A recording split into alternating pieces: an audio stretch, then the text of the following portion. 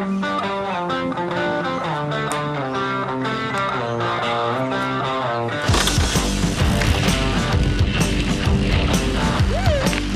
a challenge, it's fitness, it's freedom, and it's fresh air. Catherine Evans has never been risk-averse.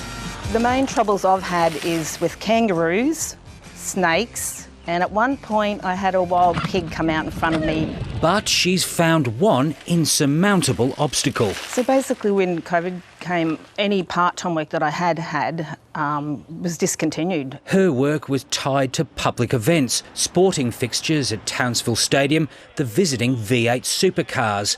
She wasn't eligible for a wage subsidy and worries about the unemployment payment, JobSeeker, gradually returning to the old rate. I think it's going to have a huge impact. I think that, to be honest, without the rises of the benefit, I felt myself living in below the poverty line. Unemployment in Townsville was high before the virus.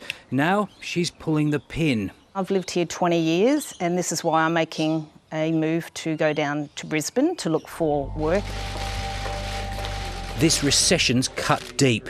The government now walking the fine line between extending vital support and carefully withdrawing it where it reckons it's needed less. It has always been our view that it has to taper back, it has to scale down.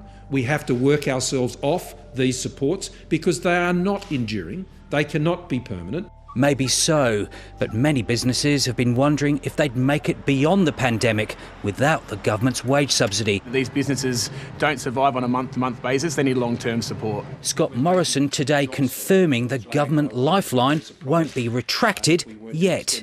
The JobKeeper wage subsidy will be extended until March. But to qualify, a business must show its turnover is still down 30% from pre-COVID levels. That'll be tested in October and again in January. The $1,500 JobKeeper payment reduces to $1,200 in October for full-time workers, then down to $1,000 from January. Those working less than 20 hours before the pandemic will have their payments slashed by half to $750 from October, $650 from January. Last time 7:30 caught up with Dylan Peters in May, his cafe was shut, surviving on JobKeeper. Now the doors are open, the register ringing more frequently. It's getting there, it's getting there. Our foot traffic is down, but we're obviously benefiting in other ways with people working from home.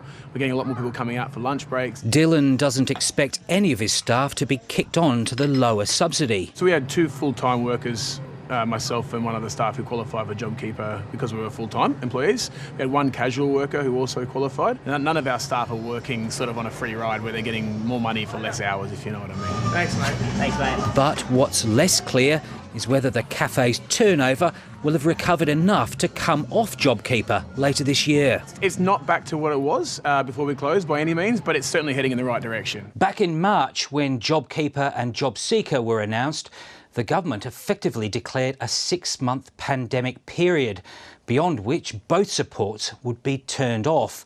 Turns out this was terribly optimistic, and the fiscal cliff looming after September had everyone worried.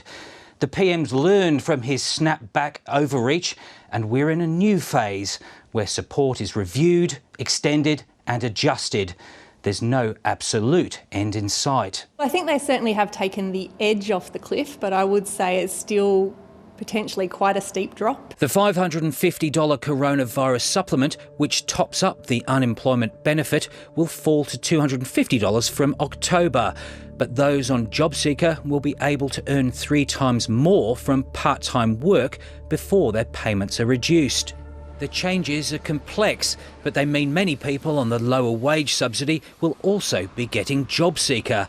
The overlap is designed to ensure people are always better off taking a few shifts if they can. What that means is that somebody who's currently out of work can take those odd jobs, the occasional hours that are offered, which is often the way people, manage to get back into the workforce after a recession. And that encourages me, therefore, to work because I'm keeping some in my pocket. It's not all just being taken away. The opposition says it won't stand in the way of the changes, but says the government should lock in long-term changes to the base rate of JobSeeker. $40 a day is not enough to live on, the current New Start rate. By Christmas, the government's expecting there'll be almost 2 million Australians on JobSeeker and another 1.4 million still on JobKeeper, which goes to show just how critical continued support's going to be in the pandemic recession.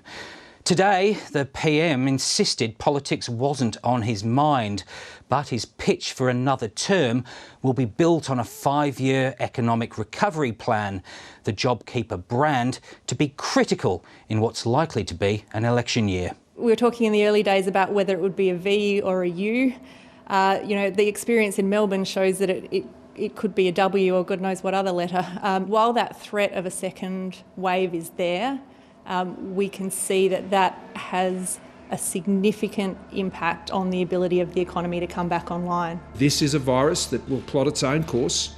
What we're in charge of is our own response. A response that will have to be ever nimble. Hi, I'm Lee Sales. Thanks for watching this story. If you'd like to watch more of 730's stories, they are on the left of your screen.